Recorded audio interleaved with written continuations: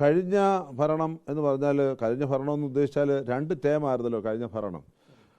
ബഹുമാനപ്പെട്ട മുഖ്യമന്ത്രി പിണറായി വിജയൻ്റെ നേതൃത്വത്തിൽ ആദ്യത്തെ ഒരു ഭരണകാലഘട്ടം ഉണ്ടായിരുന്നു.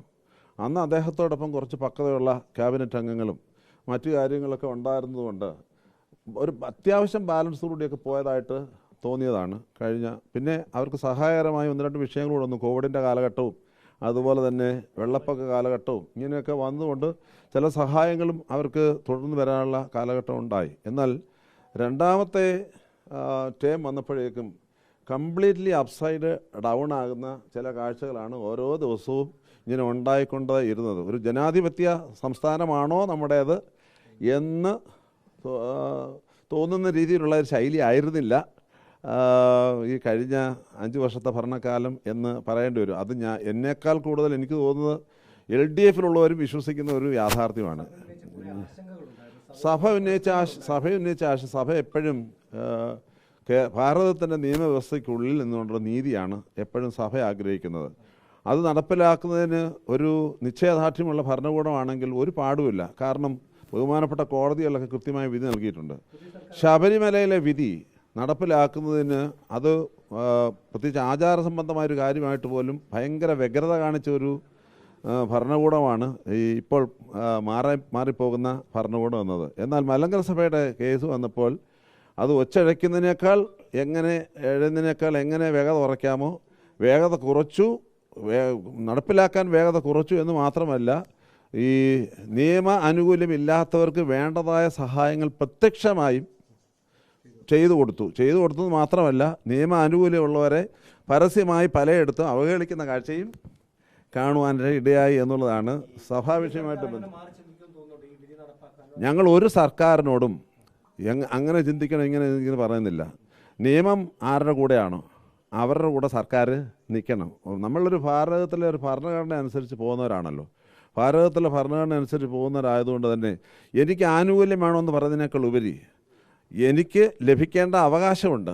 ഞാനൊരു നിയമത്തിൻ്റെ കീഴിൽ നിൽക്കുകയാണെങ്കിൽ ആ ലഭിക്കേണ്ട അവകാശം കൃത്യമായിട്ട് കിട്ടിയിരിക്കണം എന്നുള്ളതാണ്. അപ്പം UDF സർക്കാർ വന്നാലും LDF സർക്കാർ വന്നാലും NDA സർക്കാർ വന്നാലും അവർ കൃത്യമായും കാര്യങ്ങൾ അപഗ്രഥിച്ച് പഠിച്ച് കൃത്യമായി നിർവഹിക്കണം. നിങ്ങൾക്കെല്ലാവർക്കും അറിയാം, ഞാനിപ്പോൾ പറഞ്ഞതുപോലെ കഴിഞ്ഞ പ്രാവശ്യം മലങ്കര സഭ ഒരുപാട് വേദന അനുഭവിക്കേണ്ടി വന്നിട്ടുണ്ട്. ഈ കഴിഞ്ഞ 5 വർഷക്കാലം പലയിടങ്ങളിൽ പല സമയങ്ങളിൽ ഒരുപാട് വേദന അനുഭവിക്കേണ്ടി വന്നിട്ടുണ്ട്. എറണാകുളം ജില്ലയിലെ കുറച്ച് വോട്ട് ബാങ്ക് കൊണ്ടാണ് അത് ഉണ്ടാകുന്നതാണ് പൊതു സംസാരം. ഞങ്ങളങ്ങനെ പറയാറില്ല, പൊതു സംസാരം. പക്ഷേ നിങ്ങളൊന്ന് ഓർത്തു നോക്ക്, എറണാകുളം ജില്ലയിൽ എവിടെയെങ്കിലും ഒന്ന് പച്ച തൊടാനായിട്ട് ഇപ്പോഴത്തെ ഭരണകൂടം ഇറങ്ങിപ്പോകുന്ന ഭരണകൂടത്തിന് സാധിച്ചോ എന്നുള്ളത് പരിശോധിക്കണം. എന്നാൽ കോട്ടയം മുതൽ തെക്കോട്ടുള്ള സ്ഥലങ്ങളിലേക്ക് പോയി കഴിഞ്ഞാൽ അവിടെ അത്യാവശ്യം വേണ്ടവർക്കൊക്കെ ജനം കൃത്യമായി നൽകിയിട്ടുണ്ട്. സഭാംഗങ്ങൾ മാത്രമല്ല മറ്റുള്ളവരും കൃത്യമായി അതിനോട് പ്രതികരിച്ചതായിട്ട് കാണുന്നുണ്ട്. ചിലയിടത്ത് തോൽപ്പിക്കുന്നിടത്ത് തോൽപ്പിച്ചിട്ടുണ്ട്. അത് UDF ആയാലും LDF ആയാലും. ആറന്മുളയിലെ ഫലത്തെ അവിടുത്തെ വോട്ടർമാർ എങ്ങനെ കണ്ടോ അത് കേരളത്തിലെ ജനം സന്തോഷം സ്വീകരിക്കുന്നത് മാത്രമേ ഉള്ളൂ. അവിടുത്തെ വോട്ടർമാർ വളരെ കൃത്യമായിട്ട് ആറന്മുളയിലെ ഫലത്തിന് ഫലം ഉണ്ടാക്കി കൊടുത്തു. അത് തന്നെയാണ് നമ്മുടെയും ഫലം. അതിൽ കൂടുതൽ ഇനിയിപ്പോൾ എന്താ പറയുന്നത്? MP മത്സരിക്കേണ്ട എന്ന തീരുമാനം കോൺഗ്രസ് ആദ്യം എടുത്തു. ഇപ്പോൾ അങ്ങനെ ഒരു MP ആയ ഒരാൾ അതല്ലെങ്കിൽ MLA ജയിച്ച് വരാത്ത ഒരാൾ മുഖ്യമന്ത്രി സ്ഥാനത്തേക്ക് പരിഗണിക്കുന്ന തരത്തിലേക്കാണ് കാര്യങ്ങൾ പോകുന്നത്. അങ്ങനെയെങ്കിൽ അതൊരു തെറ്റായ പ്രവണതയാവില്ലേ? നമ്മുടെ ഇവിടുത്തെ നിയമസഭ സംവിധാനങ്ങൾ അതിന് അനുവദനീയമാണെന്നാണ് എനിക്ക് തോന്നുന്നത്. MP ആയാലും ആരായാലും ഇങ്ങനെ വരാം. അപ്പോൾ അതുകൊണ്ടായിരിക്കും അവരങ്ങനെ പറയുന്നത്.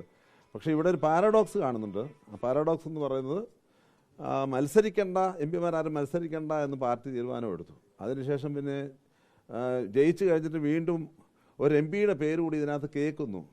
നല്ലതായിരിക്കും പാർട്ടി എടുക്കുന്ന തീരുമാനം. പക്ഷേ ജനം, ഞാൻ മുമ്പേ പറഞ്ഞതുപോലെ ജനം ഒരു വിവേകമുള്ള ജനമായതുകൊണ്ട് ഇതിനെയൊക്കെ എങ്ങനെ കാണും എന്നുള്ളത് കുറച്ച് കഴിയുമ്പോഴേ നമുക്ക് മനസ്സിലാവുകയുള്ളൂ.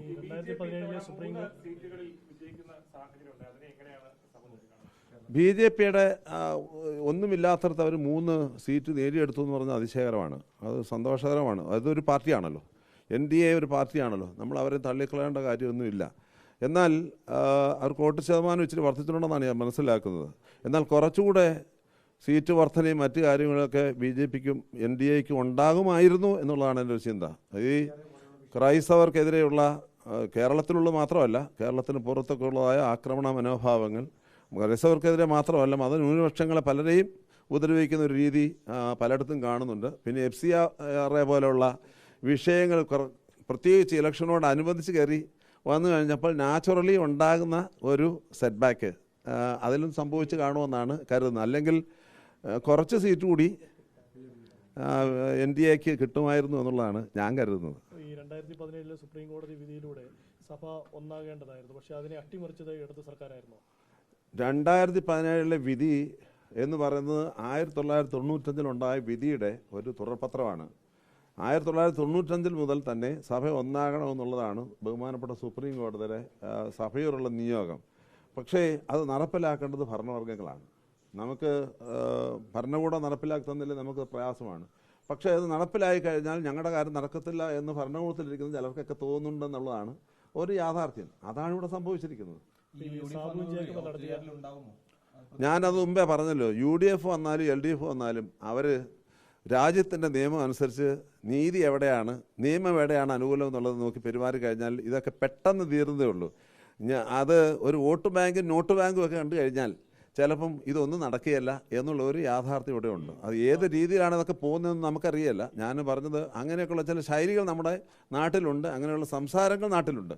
അത് ഞാനൊന്ന് പറഞ്ഞു എന്ന് മാത്രമേ ഉള്ളൂ.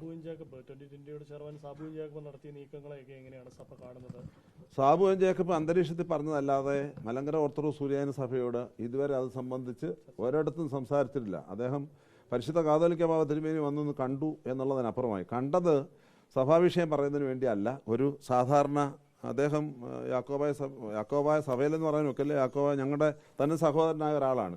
അദ്ദേഹം ആ രീതിയിൽ വന്ന് പരിശുദ്ധ ബാബ തിരുമേനിയെ കണ്ടു. പക്ഷേ ബാബ തിരുമേനിയോട് ഞങ്ങൾ സംസാരിച്ചപ്പോൾ ഒരു വാക്ക് പോലും ഇത് സംബന്ധിച്ച് അദ്ദേഹം സംസാരിച്ചിട്ടില്ല.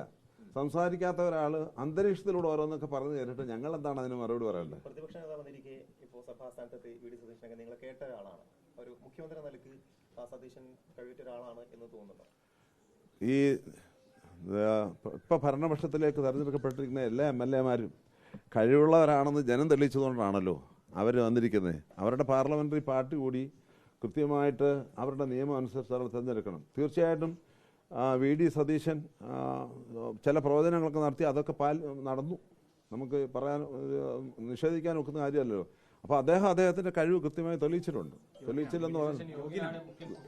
VD സതീശന് യോഗ്യനാണ്, രമേശ് ചെന്നിത്തലയും യോഗ്യനാണ്, വേണുഗോപാലും യോഗ്യൻ തന്നെയാണ്. അതിന് സംശയമൊന്നുമില്ല. ഞാൻ പറഞ്ഞേ അതിനൊരു തത്വമുണ്ട്. ആ തത്വം പാലിച്ചു പോകാനായിട്ട് അവരുടെ പാർട്ടിയും അതുപോലെ തന്നെ തിരഞ്ഞെടുക്കപ്പെട്ടിരിക്കുന്ന MLA മാരും MP മാരും എല്ലാം കൂടെ ചേർന്ന് തീരുമാനിച്ച് ഞാൻ മുമ്പ് സമൂഹത്തെ പരാജയപ്പെടുത്തരുത്. ജനത്തെ പരാജയപ്പെടുത്താതെ എത്രയും പെട്ടെന്ന് ഒരു നല്ല തീരുമാനം എടുത്ത് പോകാനുള്ള വിവേകം രാഷ്ട്രീയ നേതാക്കന്മാർക്ക് ഉണ്ടാകണമെന്ന് മാത്രമാണ് എനിക്കിവിടെ പറയാനായിട്ടുള്ളത്.